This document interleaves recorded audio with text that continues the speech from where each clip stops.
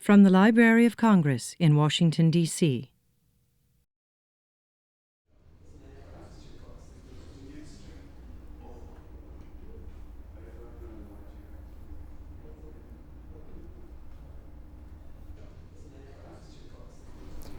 It's a pleasure to welcome back to Washington, D.C., pianist, composer, and bandleader Uri Caine. Uri, nice to see you again. Thanks for having me. It's great to be here. Our pleasure. Do you remember your first time playing in Washington? I do. I played here at a place called DC Space with Hank Mobley. With Hank Mobley. And it was Hank's comeback. Hank Mobley is a great saxophone player, and he was invited to come down here to play. And I remember it was a very interesting evening because there was a lot of anticipation for his coming because I guess people hadn't heard him play, and he was sort of off the scene for a while. And you know, we had a great weekend here. We stayed here for a couple days, and I was young. I was maybe like 19 years old, so for me it was a big adventure. And when you work with somebody like Hank Mobley, is there rehearsal time, or do you show up and he expects everybody to know his songs? Well, actually, Hank Mobley, I grew up in Philadelphia, and Hank Mobley was living in Philadelphia. He used to have a jam session every Saturday afternoon at a place called Natalie's at 40th and Market in Philadelphia. So I had been playing with him, and I knew his repertoire. And in a way, he hired us as a rhythm section. It was with a bass player named Edward Crockett and a drummer named J.R. Mitchell, both of whom have passed away now. But do you have any favorite Hank Mobley songs? Oh, I liked a lot of them. Yeah. And it was funny because, you know, I realized a lot of the times I was the one that was bringing in the music because I knew the records. And in a way, I wasn't sure that he had remembered all the songs. It was strange to me until I realized he's written so much music. But we used to play a lot of his repertoire, Soul Station, a lot of the stuff from the Blue Note records that he did. And would you transcribe those things, his solos, or at least the heads? Actually, yeah. I liked the tunes, and I went through a period of transcribing solos when I was younger. And one of the first ones I did was Hank Mobley's solo on Someday My Prince Will Come off a Miles Davis record, because it was so simple and beautiful, but it taught me that in a way the notes are one thing, but the way that they're, you know, the rhythm and how you sort of put it across is another thing. And so it taught me something about transcribing, to see that even if it looked simple in a way, the way a lot of saxophone players and other horn players played, the expressiveness and also the very personal way that they phrased, and what makes you know, for instance, oh, that's Sonny Rollins, it's Hank Mobley, it's the sound, it's not necessarily the notes. So in that sense, I was really interested in a lot of his music. And then he showed me a lot of the charts that he had, you know, and so again, that was something that was feeling like you're being really close to the music. So I think you're here tonight performing at the Atlas Theater with Ben Peralski and John Hebert. Right. Tell us, what do you like specifically about those two gentlemen and how they play? Well, it's a good question. I mean, with Ben, I moved to New York, and I guess in the late 80s, and I started playing in a lot of people's groups when I moved to New York, and Ben Peralski was in a lot of those groups. So he's somebody that I've known for a long time, but not necessarily playing with him in my group. I was playing with him for years in other people's groups. So it feels very natural to play with him. With John is somebody that I met on some record dates that we were doing, but I hadn't played with a lot, because actually when I was playing a lot of trio music, acoustic trio music, I was playing with another bass player named Drew Gress, who was another person that I met basically when I moved to New York, and we were in a lot of people's groups together, so we just had that familiarity. But with John, I mean, we've been playing a lot in the last 2 or 3 years, and what I like about the way that they play is that in a way, when I'm playing in this context, we have a structure. It could be a standard, it could be an original piece, but then they're very comfortable sort of going off in tangents, rhythmically, harmonically, And so we sort of step out of the structure and then go back into the structure. And in a way, you need musicians that have a very flexible ear to do that, because sometimes, you know, when musicians see a chart and they're playing it, they're following that chart, and then when you deviate, they're like, wait, what happened? It's almost like, you know, somebody took the rug out from under us. But, and I think that it's also a way of playing that many musicians today are trying to play that way. It's sort of dealing with the form, but then moving away from the form. Are these things that you literally discuss with them, or is it all implied and intuitive?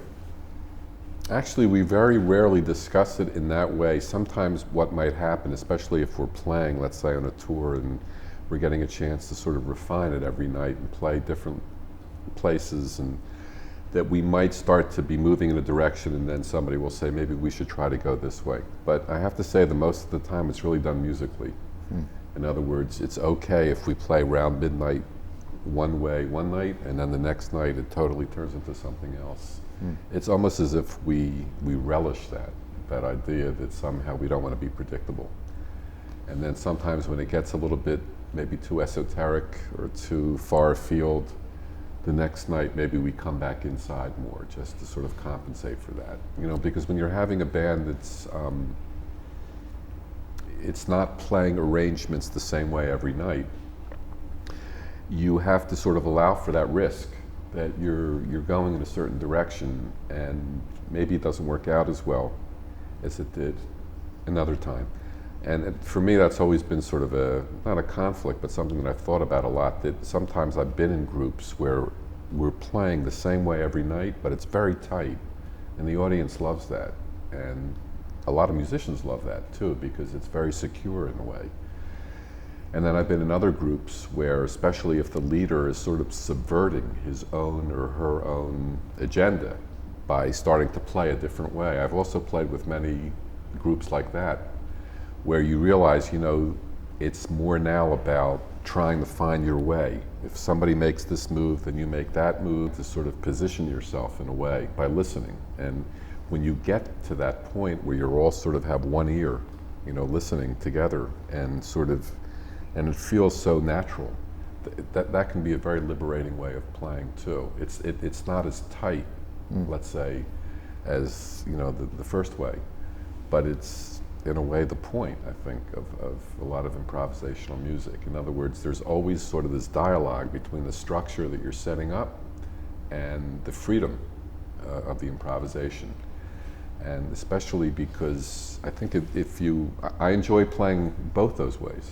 I like playing in a very specific way, especially as a keyboard player, because I guess growing up and even still now, you know, if you're in a certain group and there's a certain function that you're expected to have, and you fulfill that function, and then the group rises, and you feel, okay, this is great, you know, the group is propelling.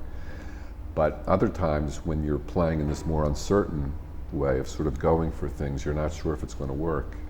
When that works out, it's even better in a certain way, because, you know, you're surprising yourself and you're thinking, wow, is this really happening? It's the sound of surprise. It's the sound of surprise. And then the next night you try to go for that, and it doesn't quite happen the same way. And so it's sort of a deep thing like that, it's something that you want to be aware of and very sensitive when you're playing with other people. But you can't predict how it's going to turn out if you're playing in that more open way. It's a risk, and there's also a danger. So I wonder, I'm sure you have found yourself in a position where everybody's not all listening with the same ear, and it's not all rising together, and it doesn't quite work. So how do you turn that around in the moment? Well, sometimes maybe you have to give in to where the other people are keeping it at. In other words, if you think, if I do this and they stay here and they stay here and they stay here, okay, then let's deal with that. I don't like to force, but sometimes I guess you can, especially if at a certain point it sinks in that you're trying to go in a different direction, let's say, you can imply that, and you try to imply it. And sometimes it's not a question of giving up, but you just accept the circumstance and say, this is what it's going to be. So Let's So do it. is there a right or a correct way to play your music? There might be, but I wouldn't know how to describe it, you know, because in a way I want everybody to feel free and go for it. That's what I like. You know, I like music that is directly emotional, but also music that's very complicated. I like music that seems to be sort of stuck in a certain thing, that it's only staying there, and then other times I like music that's going many places. And Are we likely to hear that all in tonight's concert? Both sides? I think tonight, because, you know, this group is much more about playing, I guess, what people would consider to be a certain type of jazz, where either because of the repertoire that we would be playing, let's say a lot of original music, but also music by Monk, or some standards that a lot of jazz musicians have played and that we're very comfortable playing. So I think it'll be that, but I think a lot of the times when we're playing in those structures, like we might start out with one song, then sort of go into another song, play on the changes of that, come back or not come back. It could be, it'll be freer in a certain way, but I guess the repertoire will stick to a certain thing. It's always important, I think, to give credit to our teachers. And so I'd like you to talk a little bit about the people with whom you studied and what were some of the most important things that they taught you. Okay. My first teacher that I loved, I met a French pianist in Philadelphia that a lot of young musicians my age, I was about 12 or 13. And we used to go to a place in Philadelphia called the Borgia Tea Room, where his name was Bernard Pfeiffer. I'm not sure how well he's known, but he was a phenomenal pianist, phenomenal musician. And I started studying with him when I was about 12 or 13. Before, I had been sort of an indifferent piano student. You know, my sister and my brother took lessons, and it was sort of around my house, but not really. I wasn't really necessarily listening to jazz. My parents were listening to Aretha Franklin and Hair and the Beatles, and you know, that was sort of, and also to a lot of music, because my parents were into a thing of trying to speak Hebrew to us. And so the way they would teach Hebrew to my brothers and sisters, even though they were American, was by listening to a lot of Moroccan and Yemenite folk music in Hebrew. And so in a way, that was in my ear even before jazz was.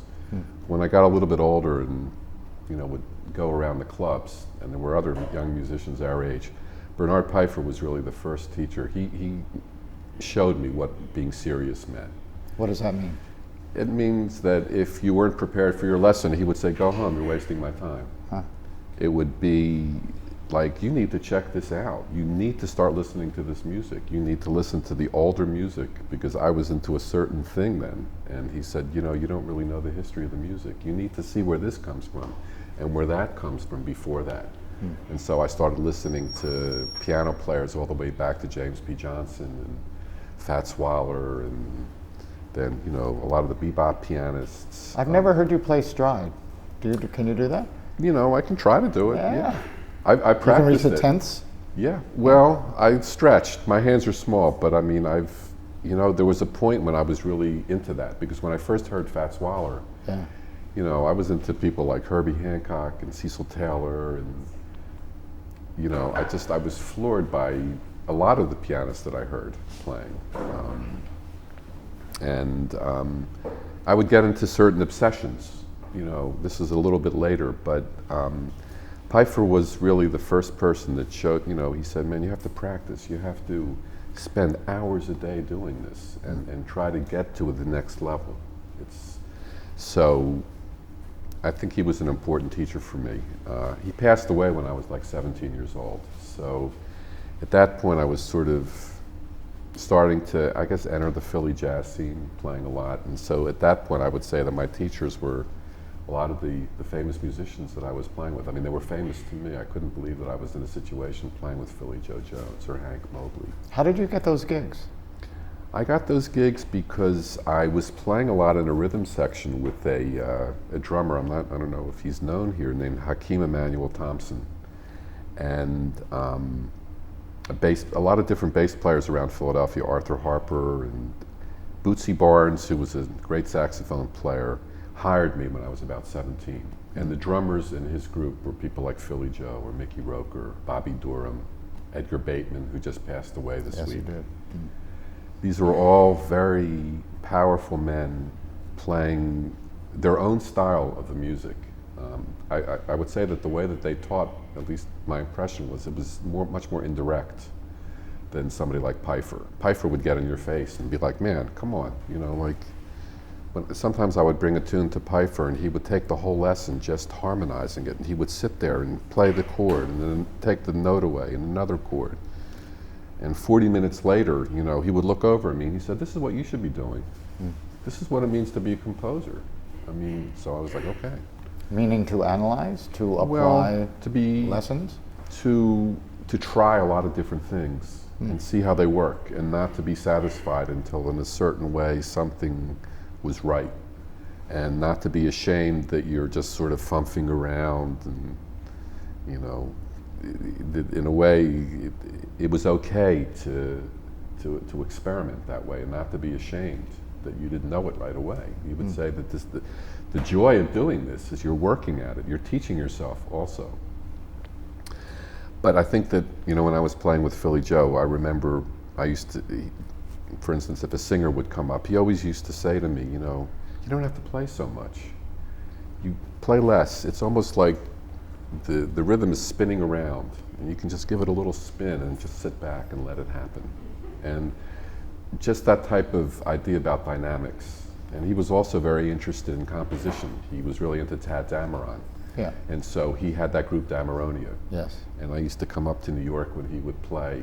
And, you know, I was a younger person, but I was trying to be very, you know, I was trying to absorb it all. And did you ever feel you had to prove yourself?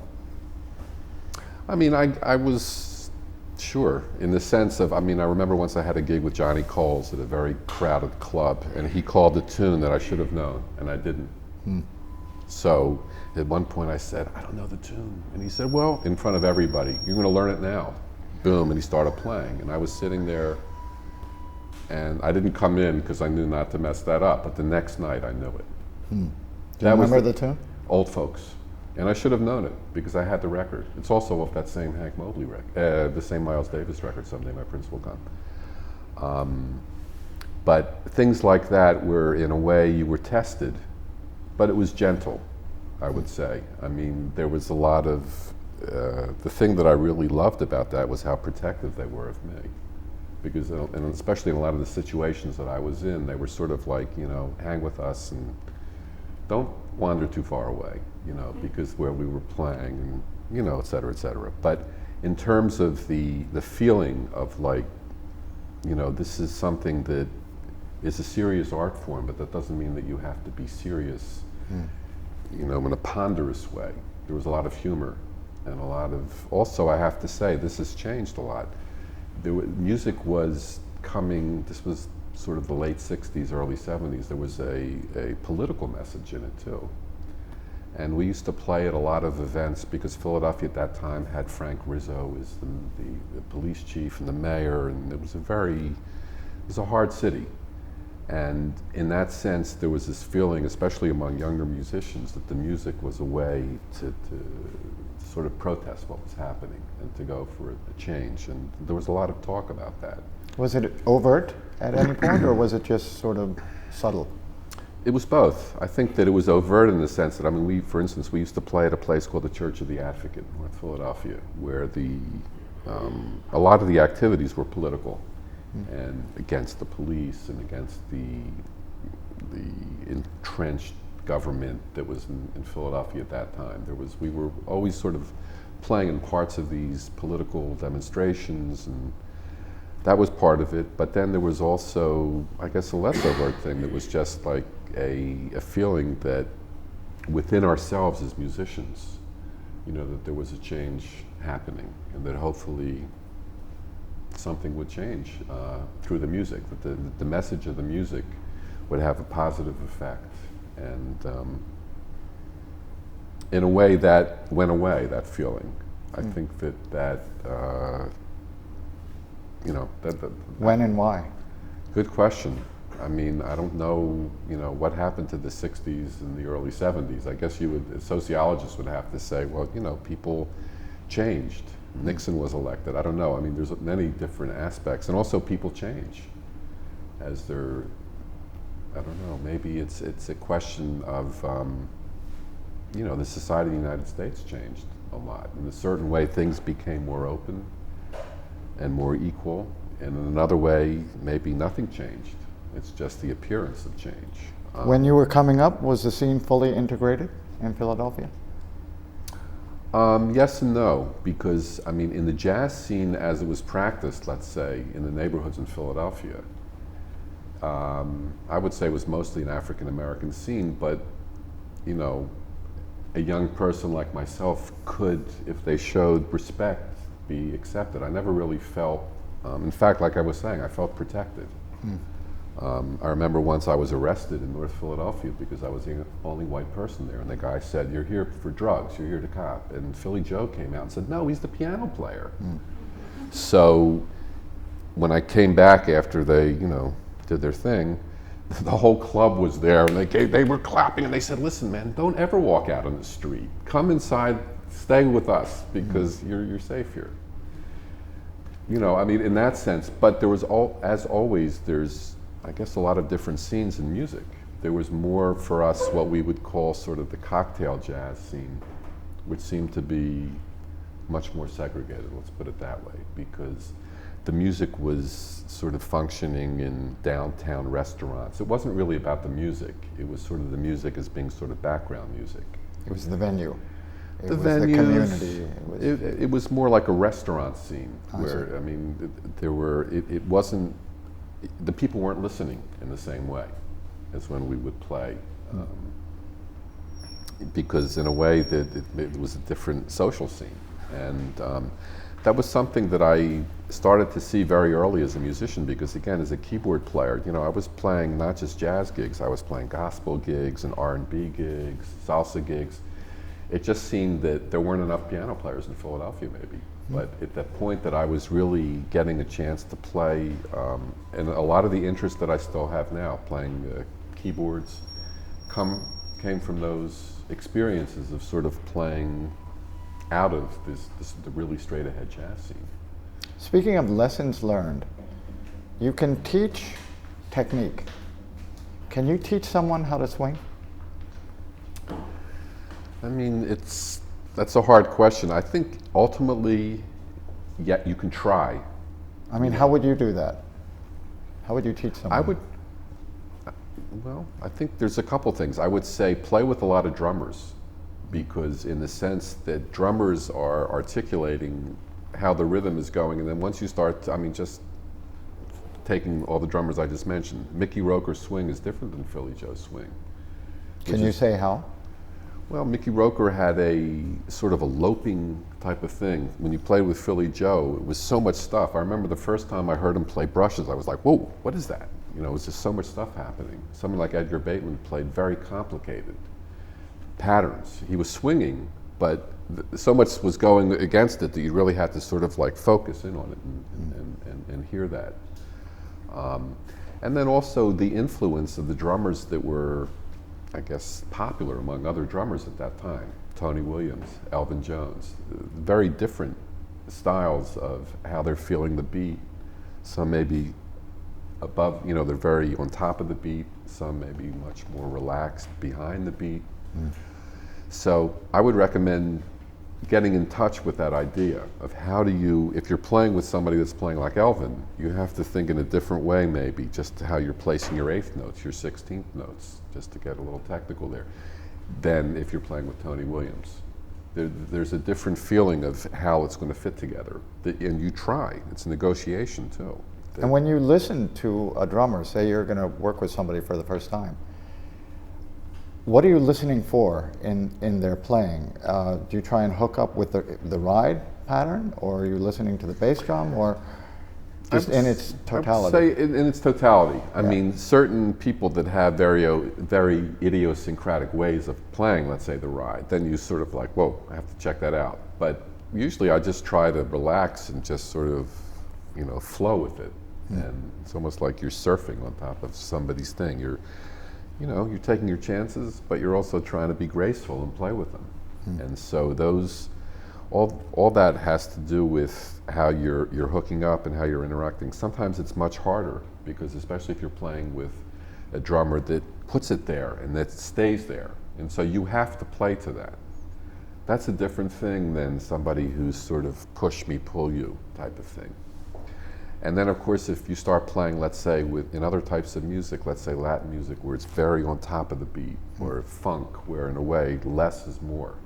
If you're playing with certain drummers who are playing it in a very specific way, in a way you have to find a way to fit it in, and it's not by playing a lot of notes. It's by hearing where the place it is and then where to get out of it, and let the totality of the music just go. So you're aware of all those things, but when you're actually playing, you're not thinking that so much. You're just trying to feel it and feel the space and find the place. When you were starting out, was there anyone that you imitated? Oh yeah, I went through a lot of periods. I mean, the people that I was transcribing as pianist, a lot of Herbie Hancock, McCoy Tyner, because he was very important in Philadelphia. Can you say what you derived from either the imitation or the study of those pianists? Mostly how they were playing around with the harmony. In other words, the substitutions they were using, because to me that's what I would be, and even more so with horn players like Coltrane or Joe Henderson, where you hear when they're swirling around on a 2-5-1 progression, or a very basic progression that's found in a lot of standards. And then you would hear how they're superimposing all these different harmonies and, in a way, moving through all these different moods or feelings, but still it's over this harmonic grid. That was the first thing that I would always gravitate to, because I guess as a piano player, you're interested in harmony and the substitutions and the voicings, and that's something that directly relates. But then, also what I was saying about the Hank Mobley thing before, where you realize that even if you write it down and okay, there's a succession of 16th notes or a succession of 8th notes, but if you really hear the way it's being phrased, it's not being phrased like taka taka. It's not a straight thing. It's being inflected. It's being accented. Sometimes the notes go underwater. Sometimes they're really, on top of the beat or really behind the beat. And in other words, that's the rhetoric that we're using. And so in that sense, it becomes a much deeper thing to study it, because you look at it and you're realizing, what I'm seeing is not what I'm really hearing. So how do you get to that point? And then that's what you practice when you're playing with other people. Let me see if I can do that Joe Henderson thing where he's swirling around but somehow comes down on the one. Or let me see if I can superimpose these chords the way I heard Coltrane do it. And I think that's what a lot of young musicians go through, that they whatever catches their ear, they're like, what is that? And it's a very good exercise, because sometimes what it is incredibly complicated. And this is before what I think people use now for transcription, which is like the amazing slowdowner in your computer. That we had Super Scope tape recorders, and so that meant that everything was an octave lower. And so I must have spent hours listening to piano players and saxophone players going woo woo woo woo, and thinking, oh wait, C sharp again. And I know it used to drive my mother crazy. She would say, why are you doing this? And I would say, I'm just trying to hear this, but repetitively doing that. So eventually you assimilate what you're hearing. Yeah, but I also got to another point where I realized that, this is all well and good to keep on studying this way, but then there's another side to it, which is sort of trying to go your own way, whatever that is. And so I would go through periods of and I guess still do, of sort of studying and trying to absorb something, and then in a way that becomes a distraction from your own thing. And so I just let that be a natural thing, that sometimes if I felt I needed to practice that way, usually when I didn't have any ideas of my own, I would just say, let me listen to this and see what it is. And then I would get into it and say, wow, it's good, I'm going to do it some more and some more and some more. But then I would get to a point of thinking, there's so many other people that are doing this too. And this is also a little bit before the period of the music school phenomenon, where in a way jazz is taught now much more in music schools than it's taught on the bandstand. So this stuff is codified, and you have literally hundreds of people around the world studying the same material. then you have to start maybe thinking a different way of like, I mean, what can I add to this? I mean, what do I want to try that might work and might not work? But at least that's another way of working on your music, that you sort of, you know, you start working in a certain direction and just see where it takes you. It could be a dead end, but you also can discover certain things that you're thinking, whoa, this can be used. And then that's also a good feeling. I mean, I think maybe you need both, because you're trying to absorb a tradition, but the tradition itself is of innovation. So how do you reconcile both of those things? And then, of course, you say, wow, when you hear early Coltrane, it sounds like Dexter Gordon. I mean, he's listening to these guys. He's admitting that he's listening to those guys. But you alluded to the question, how do you reconcile those things? For example, as we codify the lessons, the secret codes of this music in a music school, what is gained and what is lost? I mean, that's a tricky question, because in a certain way, again, a lot of the people that we're talking about would have been very honored to know that they're being studied in the university, or that somebody has actually written, you know, a doctoral dissertation on Philly Joe Jones' ride cymbal. In another way, it's absurd. And it calls into question the whole thing about a lot of musicology, that it's interesting and it's necessary. I feel that I'm interested in everything that has to do with music. I only wish I could absorb more and more, because I guess I got to a certain point when I was a teenager, I just realized I'm a music addict. You know, it's something, and you also meet other music addicts. And you realize, you know, when you start to talk to people that you don't know around the world, and they're like, "Did you know that record?" And man, and you're there. And so for me, that was always a good feeling. It was very reassuring that the music somehow has its own community, its fanatics, the crazies. That's what I'm into. And the fact that it's being taught in a school and somebody would get an F because they didn't write the right thing about Thelonious Monk, and I'm thinking, wow, I mean, there's something great about this, but in another way, it's not, the information is not being imparted in the same way. But I'm not as pessimistic about that as other people that I've heard saying, you know, this is such a different world, and all these people are hooking up in schools, and there's really no tradition of playing in bars on the street. Because I don't think that, you know, there's still so much music coming out by young musicians who, that's their world, you know. And so in the sense that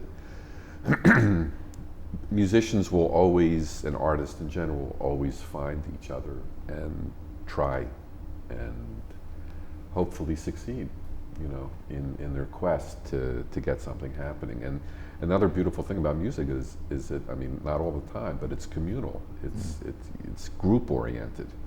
And so the whole aspect of group dynamics, the psychology of group dynamics, is manifest in every group that you play in some way or another. It could be very much, I'm the leader, you guys play what I write. But it could be, no, this is actually a group of 5 people that are all, you know, I've played in groups where the people did not get along, and yet we played great together. And I always thought, wow, how can that be? And it's like, well, maybe the aggression that's coming out is actually part of the music, but that's what's happening in that group.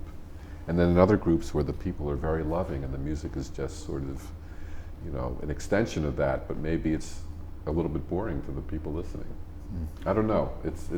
I'm not sure that you can really generalize about that. It's more like encounters with different people. You just see where it goes. And if you have a hookup, it's great. And if not, you know, you stand your ground and you try to work it out. This conversation is part of the whole Music in the Brain series. So let me ask you a brainy kind of question. Where do you think creativity comes from? And how do you tap into it? Where does it come from? I'm not sure where it comes from. I think it's present in, I mean, talking about the brain, there's just something human about taking certain information or reacting to stimulus, and then having that thought of putting your own idea into that. And so it's the idea, I mean, in music, that, okay, there's this a tradition, but the tradition does not necessarily limit you. So if you as an individual have another idea, it could be just the fact that you're saying, you know, I'm a young person and I'm listening to what these older people are playing and it's not my world. I want to include something else. I'm in opposition to this. Or I want to affirm this. Or I heard this musician play in some place that you would not have expected, which made a tremendous impression on me. And it gave me an idea of something that I could do in my music. So it's this idea of trying to use these building blocks and play with them. And I guess the joy of doing that, it's not always joyful because sometimes it's very frustrating when you feel like I don't know what to do, or people are saying, yeah, you know, the music is, it's not that interesting. And you're thinking, whoa, no, this is the kernel. You have to work it out.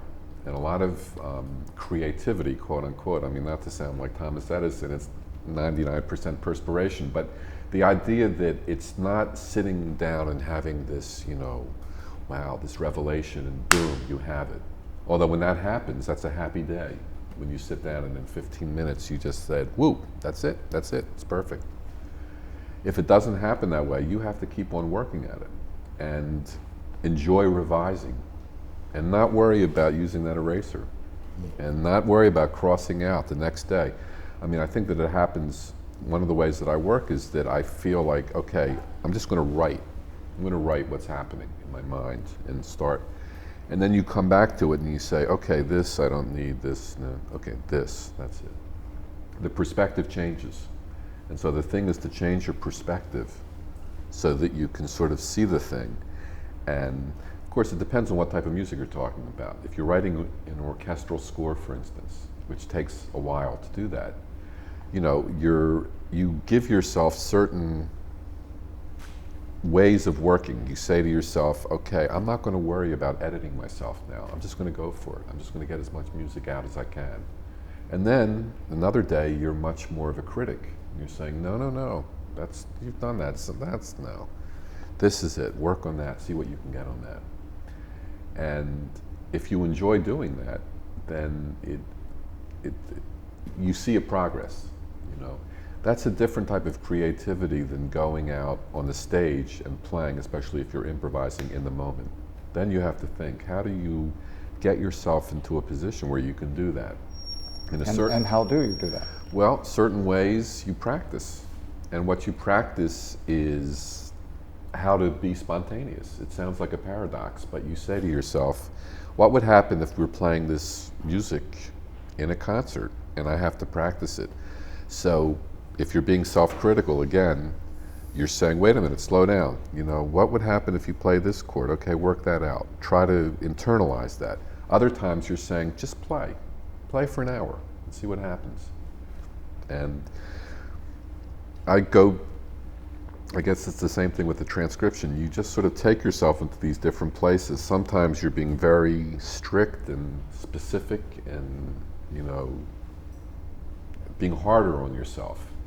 Other times you're being much more, you're trying not to let that internal censor, that internal critic depress you. Because it's very easy to do that. You know, you start in a certain direction, you say, oh man, it just sounds like something else. All right, forget it, let's start here.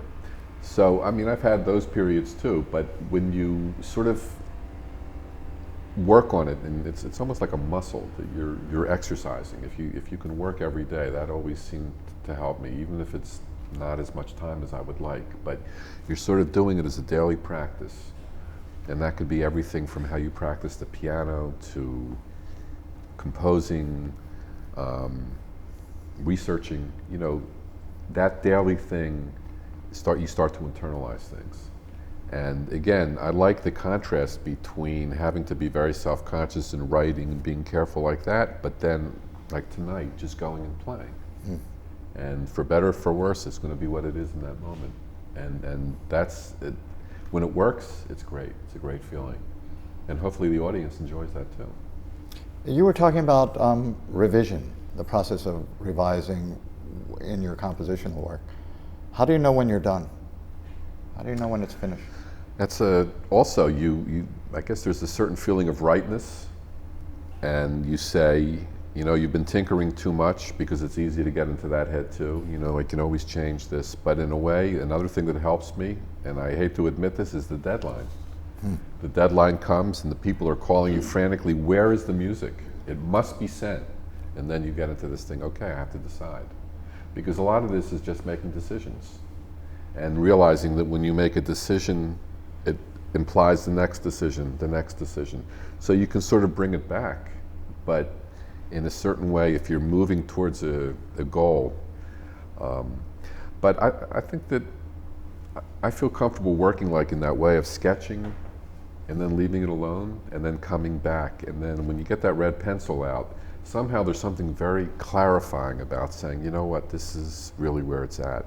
And then that feeling of rightness gets more and more because you feel that you are editing to make things clearer, to make things more concise, not to be so verbose and ponderous in how you, I like more the virtues of lightness and athleticism and just, you know, moving around. And so how do you get that in music? You know, sometimes less is more. In your music and in your life, are you a disciplined person? Not as disciplined as I would love to be, but in other times I know that I've worked hard, and especially when I was younger, I would be much more fanatic about it, especially when I was like a teenager, in my early 20s. Also when I first moved to New York City, because that really was a revelation. It wasn't like Philadelphia to me. It wasn't the same. It was much more competitive.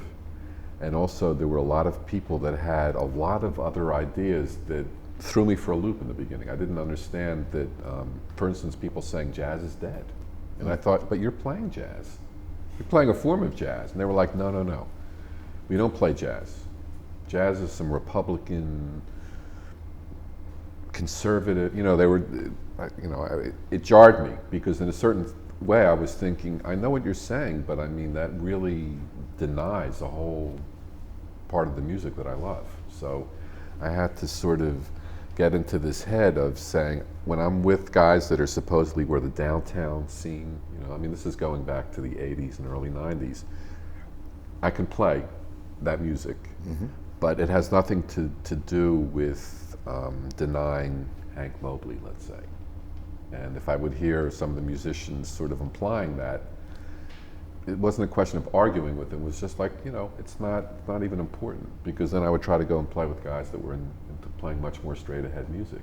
And go ahead. You know, I just don't want to be limited Yeah. by how other people are, and they will do this, because I found this out later also when I started doing, I guess, projects that ranged a little further afield with some classical music, and I was sort of shocked that a lot of the people in the jazz community would say, wow, that's not right, man. You should be playing, you know, straight ahead jazz piano. That's your thing. What is this stuff? And I would just say, but I'm enjoying it, you know, and then we're working it out. Maybe it's not where I want it to be yet, but it's just another way of playing. So you have to sort of be willing to experiment and understand that when people judge you, there's a certain element of truth in it, but there's also, you know, you have to decide for yourself how to react to that.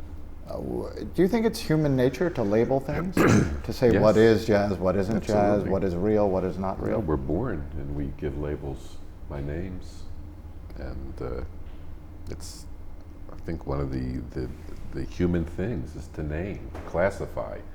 It's a way of understanding by saying this is this and this is that. The only problem with it is that, you know, you wouldn't pretend to know somebody just by their name. And my experience has been that you misjudge, you prejudge people at your peril.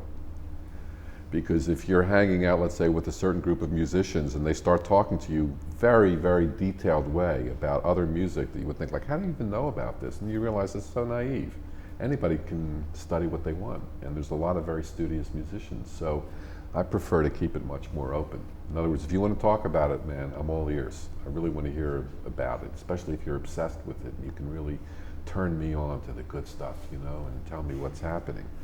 On the other hand, I know a lot of musicians that are totally, almost in a practiced way, inarticulate. They don't want to talk about the music. When they get up to play, you play with them, you understand everything is happening. But you have to give those people the space too, because maybe they don't want to express what they're expressing through words or through actually laying it out. So again, I enjoy that. I enjoy ambiguity, but I enjoy the clarity of somebody that's saying, this is what we're into. You know, can you deal with it? How has your life as a musician changed since you first went to New York in the 80s, early 90s? I mean, the opportunities for musicians have changed, but why don't you talk a little bit about the world of music has changed Yeah. in a lot of ways. I mean, speaking about more external things, I mean, the whole idea of the record companies. When I was moving to New York, it was sort of at the end of the Young Lions era, and there were a lot of people that were trying to get record deals, and the record companies are very important. Now, many musicians, a lot of the people that I know are making their own records. There's much more of a way to self-realize, to record yourself, to put there was no YouTube, the internet was in its infancy. The whole idea of promoting yourself. But of course, I mean, I have children, so I understand this well. You know, they don't want to pay for any music. They're saying music should be free. And if you say, well, actually somebody's working on that music, and in a way it's a form of stealing. Yeah. No, it's not stealing. Because in their own way, they're fanatics about the music. And when you meet a young person who says, you know, I'll give you my hard drive of like 50 gigabytes of music, I'm thinking, man, how can you even listen to all that music and absorb it? We were like obsessing over one Miles Davis record. And that was like, you know what I mean? That was a world for us, every record. So in a certain way, that changes. But I think that you have to be careful as you're getting older, that you're not, and again, this is where I guess having kids comes in with that, because they set you straight about that, that you have to understand that that change is inevitable, whether or not you want to or not. Again, you can stand your ground and say, you know what, not to be a Luddite, to say I don't want to deal with those things at all, but I'm going to keep on absorbing the way I absorb. And I meet a lot of young musicians, they're like, man, we can get you any software you want for free. I'm like, no, I want to pay for it so I can call the helpline. I'm an old guy now. I need to call the computer guy and say, how does this work or that work? I mean, this is for different music than jazz. This is much more in computer music and electronic music that I'm sort of dealing with a lot also. But the other way that things change, I think, is that the styles of the music have, I mean, there's always that tendency where things are sort of moving in a certain direction and then they sort of become conservative and then they become more open. But there's just so much music out there now and so much information and so much ways to study it that in a certain way this is a great time for music. I mean, And does that impact the way you work? It does, because you know, I'm interested to hear different bands from different parts of the world, or to check out a lot of music that in a way would have been much more difficult. Now it's just at a touch of a computer. And you know, you can start hearing, you know, what are these guys doing in this country, or what's happening in this scene that you're reading about. The information is at your fingertips, I think, much more. I guess you could argue that in a certain way it's much more distracting to have so much music at your fingertips.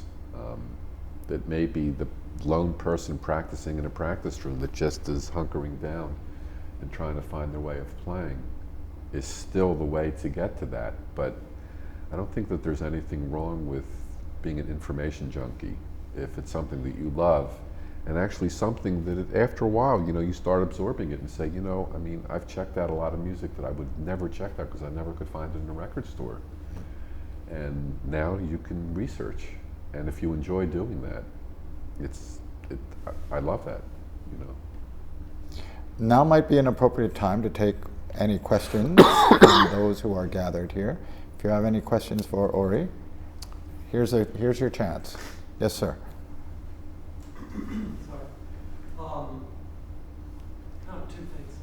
I'm curious about your classical projects, and just briefly, I'd be interested to find out what are the things that excite you about taking music of Mahler, Wagner, Beethoven, Mozart, Bartók, and playing with it, rearranging it. You know, that heavily notated music. And Let's take them one at a time. Okay.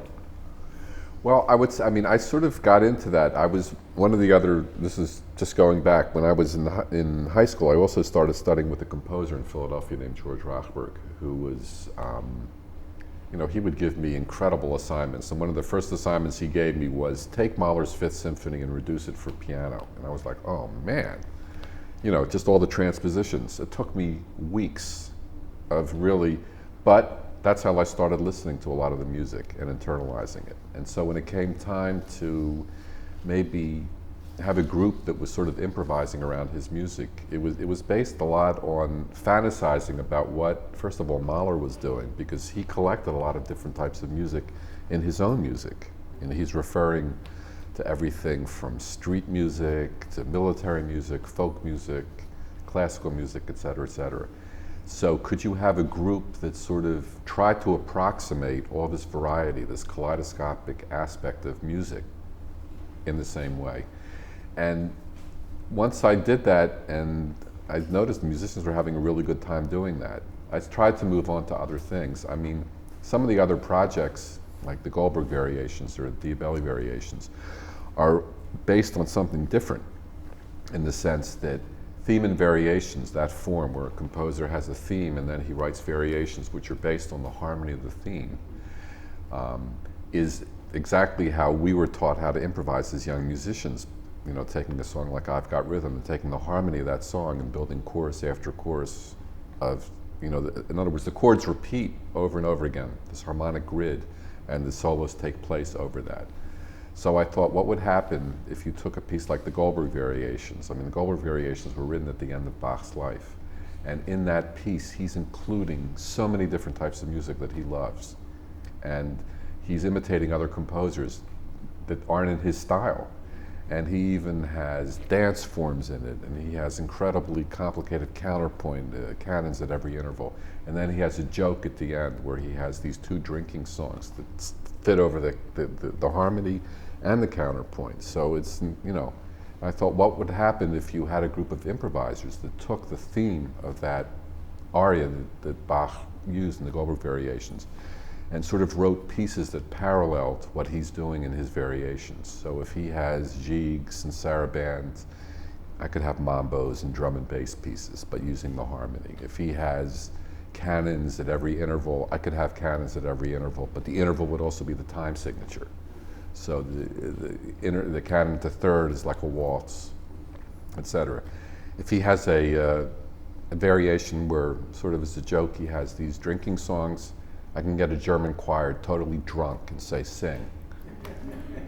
You know, and then move on from that. Deal with all the different things that Bach represented when we were growing up. PDQ Bach, switched on Bach, Glenn Gould, you know? And so once you start thinking along those lines, and you have a lot of co-conspirators, because they're also saying, hey, we can do this, let's do that. It's fun. And so it moves. And so for me, in a way, that a lot of those projects came about because people, I guess more in the classical world, and this has also always been a curious thing to me, they're very naive about improvisation. They think the people that can improvise are, wow, man, how do you do that? And one thing is that, no, there was a great tradition of improvisation in classical music that's sort of been lost. It's been atrophied. People that are graduating from the conservatory aren't expected to be able to improvise a fugue. But when Beethoven came to Vienna as a young pianist and composer, he did it. And Mozart too, that was the test. Almost like a jam session where it's like, come on, let's see how you do it now. And so that aspect of doing that, maybe it impresses that world more than it should, to be honest. Because as jazz musicians, I mean, even a fourth-rate trumpet player on a bar mitzvah gig has a greater knowledge of how to improvise over harmony than the first trumpet player in the Chicago Symphony, which you wonder, why would that be? But that's the way it is. Now, it's changing. But for me, that challenge, once I sort of saw that that world existed and in a certain way they were dealing with the music in a slightly different way, you know, it's just another opportunity. And it can also be a frustrating opportunity because their music world is different than the jazz world. And the way that they're judging musicianship is different. So, but it's an interesting conflict to have because I guess like many other scenes, it's fracturing too. The classical music scene is changing. And so, I don't know, but I guess the main thing I wanted to say is a lot of the music that I've dealt with is music that I've known for a long time. Like when I did a Schumann project, it's because when I was young, I was hired to be a pianist for a classical singer who used to sing Schumann Lieder. And he was so oppressive, you know, it was really a drag. And I thought, you know, if the people that I'm playing gospel music with, or pop music with, were singing these same melodies, this music would soar. And so I got my chance. Are you ever surprised by the response you get to these projects from the jazz world or the classical world? Well, I've learned to understand it. I mean, I would say when I first started doing it and I got a lot of rejection, or I mean, I remember one time in Germany, I did this thing on the Diabelli, and all these German musicians came and they said, you should be arrested for what you're doing here. You are desecrating Beethoven. And at first I thought it was like, this is like a joke, right? And they said, no, this is totally serious. You come from New York and you desecrate Beethoven. So I'm like, well, okay, but I mean, I'm not desecrating him. I'm not putting a mustache on it. I love Beethoven.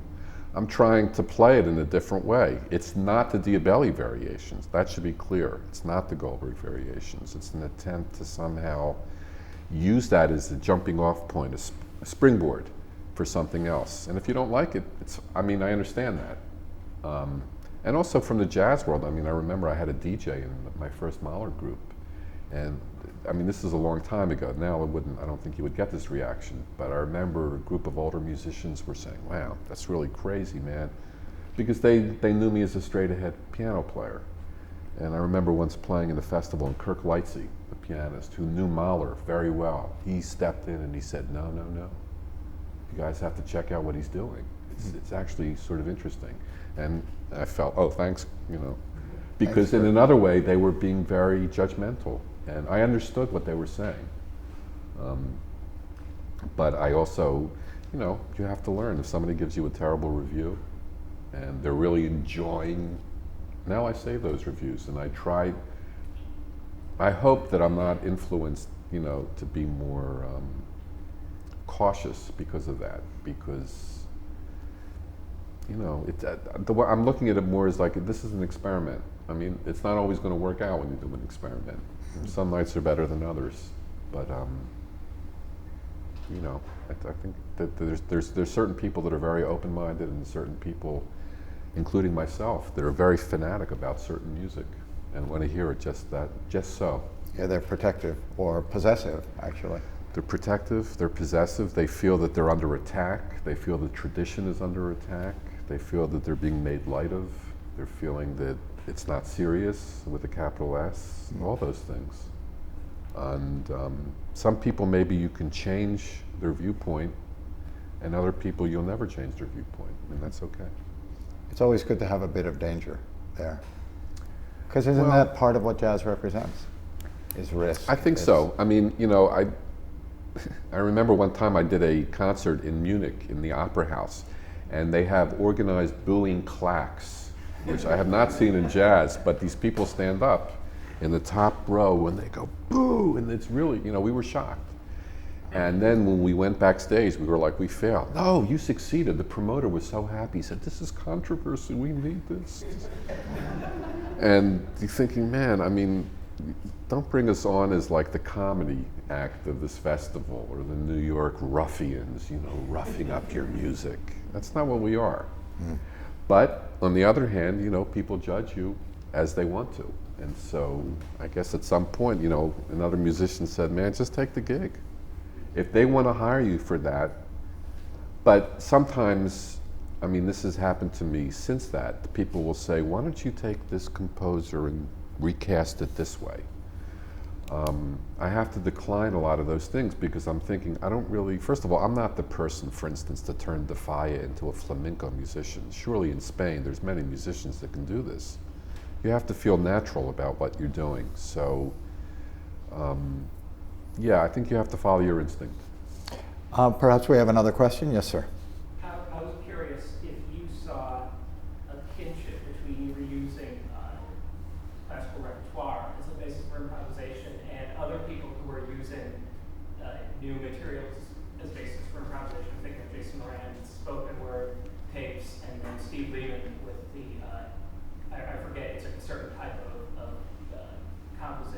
Spectral. spectral music. Right. And I guess my two-part question is, do you feel a kinship with these other approaches, and do you think that there is more of that sort of thing going on now than in other comparable, other modes of jazz?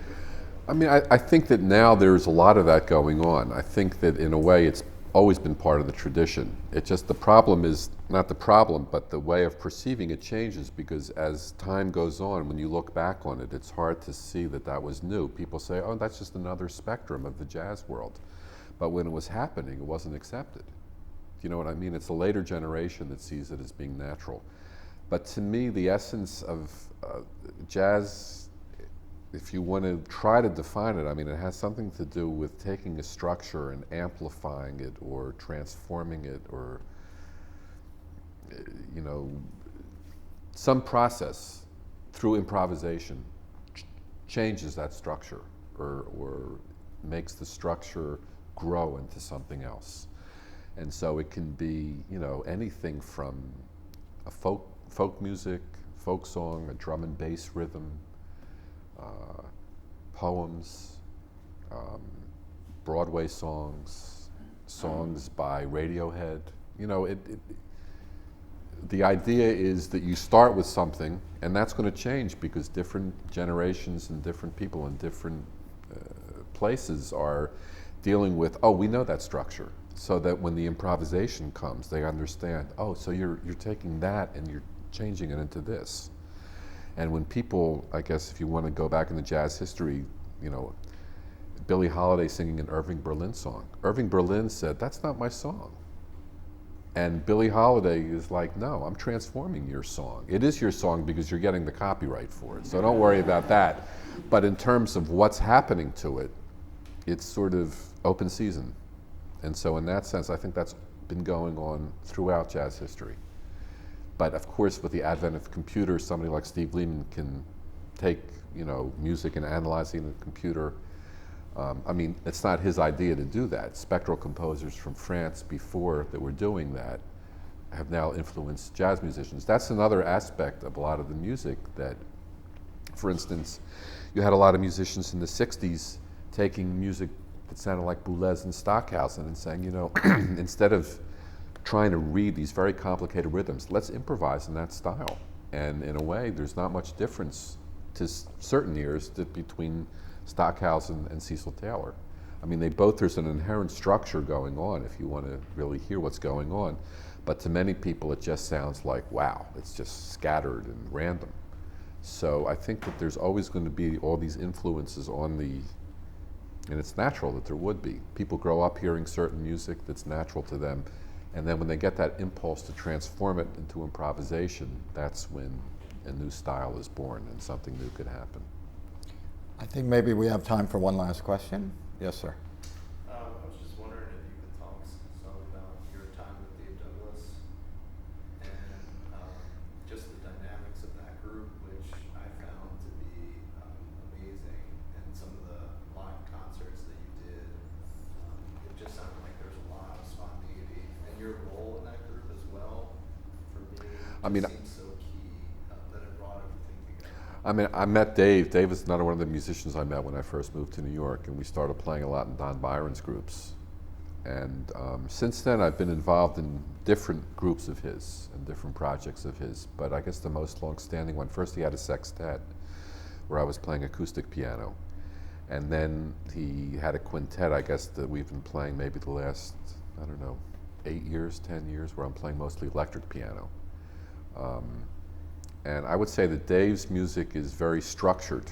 Is less openness in his music than other musicians that I've played with.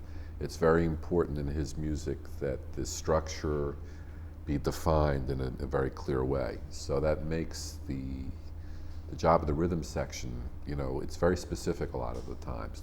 It's not that we're playing parts, but we're playing in a certain way that in a way is much more organized than, let's say, in other groups that I've played in.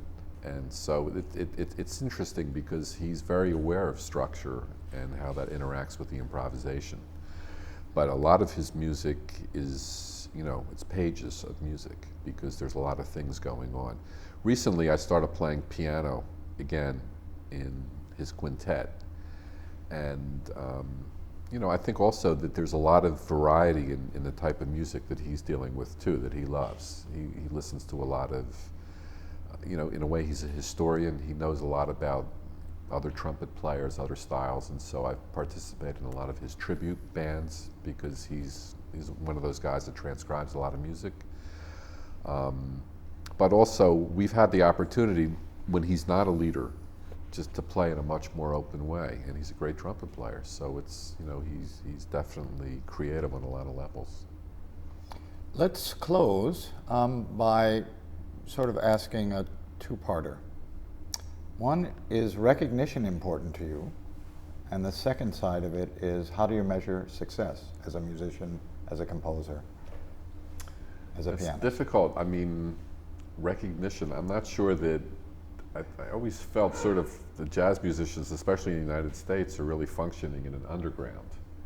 It's sort of shocking, like if you go to Spain or Italy and people are like, you made this record, or in Japan, they bring you all the records you've made, and you're like, because in a way in the United States, we're not really recognized that way. Even in New York, you can go many nights to hear amazing musicians, and it's like, in a way, people are paying attention, maybe they're not. I think you can't get depressed if you don't feel that you're getting the recognition you deserve, because who does get the recognition they deserve? I mean, my mother told me that. I mean, come on, you think I get recognized? So I said, I'm not saying that. I'm just trying to say that maybe it could be different here. And it's more the question, I mean, you do it because you want to do it and you hope people like it. I mean, I don't feel particularly recognized, but I don't feel ignored. I mean, in the sense that I guess if I look back on a lot of the experiences I've had, I feel lucky, And the second part was what's successful. How do you measure success?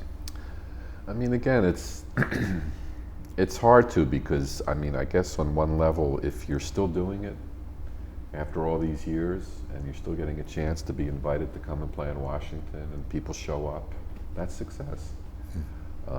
It's gratifying. I don't really need anything more than that. I mean, I guess there's other elements of real life, if you have children, you want to try to support yourself. You don't want your children, as Charles Ives said, to starve on your dissonances.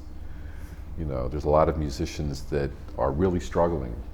And I mean, I feel like I've struggled in certain parts of my life, and in other parts, things seem like they're going well. And so I guess you just sort of accept that as long as you're still around to get up every day and try to do it, that's a success. I mean, it might be making that's sort of a low threshold, but from my perspective, it's not, because I know, I would say at this point in my life, hundreds, if not thousands, of musicians and artists that are not recognized at all, that gave up because they just couldn't get that chance. And many young people that I meet that are, instead of asking about music, they're saying, how did you do it? And then I guess you come to the realization they perceive that we did it. I don't know that I feel that I did it, but in the sense of still being in it and still playing. And then if you read about somebody like Hank Jones, who passed away this week, on the one hand, when I read his obituary in the New York Times, he did so much and he played to the end of his life.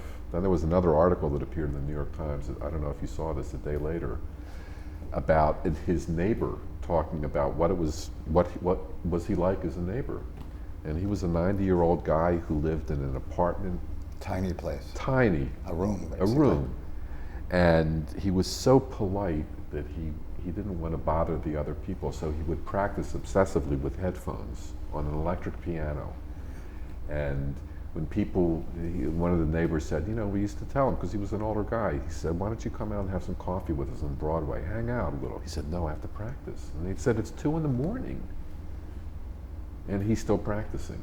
There's something so beautiful about that, that you could say, wow, I mean, in a way that's sort of a lonely, weird life. But in another way, no, I totally understand it. So if I could get to that point, I would feel successful. In whatever way you measure it, we want you two enjoy continued success. All right. Well, thank you. Please very help me much. thank Uri Caine. Thank you. Thank you. A pleasure.